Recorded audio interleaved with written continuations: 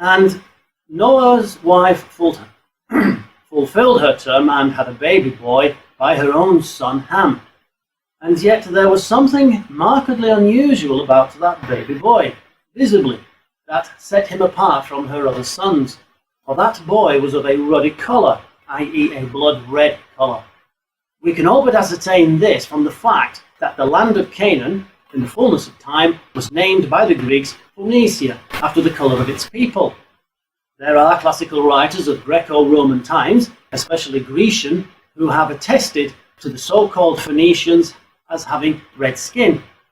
The word Phoenicia is etymologically rooted in the meaning of a blood red colour. Therefore, Canaan was a redskin, and the Canaanites were redskins. Now, I say that this is all but certain because there is contention to the etymology of the name Phoenicia, in that it stems from the word for palm tree, and that being the date palm. Indeed, the palm tree has been discovered on old coins of Tyre and Sidon, which could therefore be held as an insignia for the country at the time, as that of the land of date palms. Standing against this explication is that date palms, some 14 varieties, that swathed across Phoenicia, actually ranged vastly from North Africa to the subcontinent of India. So why Phoenicia should be singled out as the land of the date palm needs to be answered. These days there aren't many left, and the date palm is not seen as a characteristic feature of the country. To support the former explication, we can look to the meaning of Canaan's name, which means humiliated. A fitting designation to reflect the mother's abject feeling from her son's defiling of her body and mind.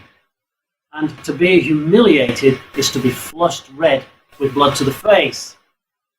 By the seeing of his mother's shame, the offspring of Ham to his mother would carry the mark of that shame, redness of skin.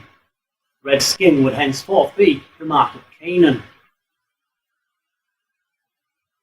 And the Canaanites were an incestuous people, having had their sin passed on to them from their father Ham. Although Ham's sin was known to be unnatural in his mind, in that he only did this wicked thing to achieve a goal, in his descendants this was held as natural. And this should be a lesson to us all, in that even with sins far, far less grave than Ham's that we perform, knowing them to be abnormal, even the subtlest, our children inherit or take to be normal. Now, if you were to research the Canaanites, then you would discover that they were a Semitic-speaking people. By the time that they were classed as the Phoenicians, some theorize that they were actually Semites. In order to explain away the testimonies to their red skin, some have concluded that they simply suffered sunburn while traversing the Med. This explanation is rather weak and insulting to those classical Greek writers, supposing that they couldn't tell the difference. The Phoenicians were Hamites. The reason why the Canaanites spoke a Semitic language is simply explained by the fact that they were a subdued people, as servants of all, and the subdued generally end up speaking the language of their subduer. Another modern theory is that Moses concocted this cursing of Canaan to supply a reason to go out and conquer the land of Canaan in the name and to the glory of a make-believe God.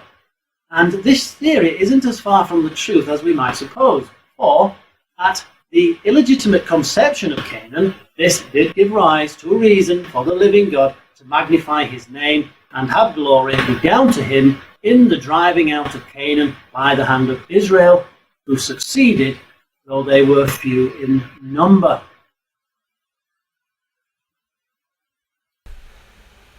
I shall be uploading the entire series of Ham is the father of Canaan, but I thought that Noah was. If, however, you would like to purchase the book or ebook, then these options are available on Amazon.